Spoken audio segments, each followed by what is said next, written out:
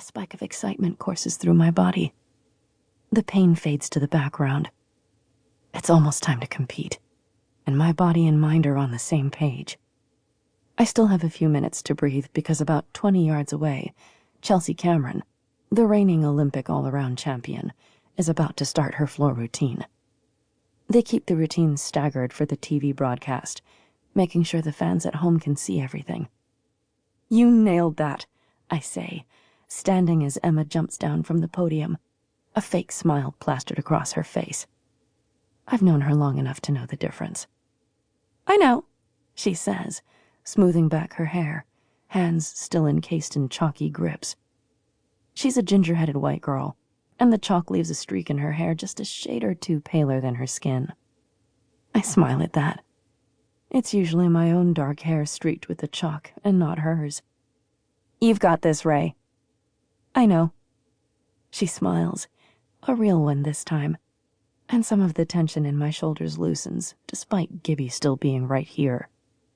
It might seem like his focus is on Chelsea, tumbling across the floor on the other side of the arena, but I don't doubt that his attention is at least partially on me. I swing my arms in circles and then stretch them above my head, trying to pretend I'm not completely aware of Gibby's presence, that I'm totally dialed in on the routine ahead of me. He's not much taller than I am, being a former gymnast himself, but the sheer totality of his power in my world makes him seem gargantuan. He runs a hand through his jet-black hair, graying slightly at the temples. "Show me what you've got here, Audrey," he says. Or else, I add in my head. Chelsea lands her final tumbling pass. Her days as a top all-around gymnast are long over, but her name still carries the weight of Olympic gold and million-dollar sponsorships. Plus, even at 20, she's still badass on vault and floor. I take a deep breath, pushing Chelsea out of my head.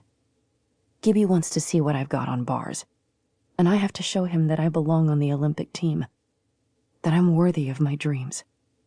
"Okay, Audrey, hit this routine and you go to Tokyo." The crowd has finally settled after Chelsea's floor, just in time for the announcer to call out, "And now on uneven bars, representing NYC Gymnastics, Audrey Lee." My heart leaps at the sound of my name, and a frisson of excitement spreads over my skin.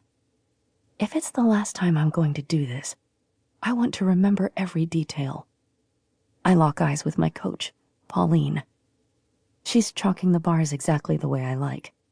Just a thin layer, nothing that will clump into my grips. A tight smile plays across her face, and I return it.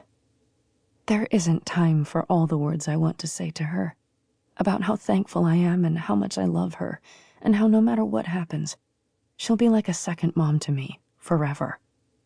Actually, I'm pretty glad there isn't time to say all that. Crying right now would suck. The crowd buzzes, but not loudly enough to drown out the thumping of the blood pounding in my ears. The light near the side of the podium is still red, so my eyes flicker over the arena. Everyone's devices reflecting the glare of the lights. Cameramen hovering at the edge of the apparatus, attempting and failing to be unobtrusive, while bits of chalk hang in the air, clinging to everything. It's beautiful. The judge at the end of the row gives me a green light, the sign to begin. Everything else fades away. I lift one arm in salute, the other out to the side, an affectation I developed from obsessing over Russian gymnasts growing up. Then I turn, eyes on the cylindrical fiberglass bars that hold my ticket to the Olympics. I swing up and into a handstand, holding to show control, but not nearly long enough for the blood to rush to my head, and then fold my body in half, legs straddled in a V and extended fully, all the way through to the tips of my pointed toes. There's barely time to breathe during a bars routine, especially mine.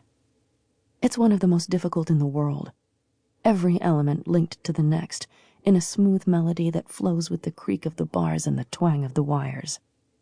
Up on the high bar, I release and catch, and then back down to the low, a swing around the low bar and then straight back up again. It's not flying, but it's as close to it as a human will ever achieve.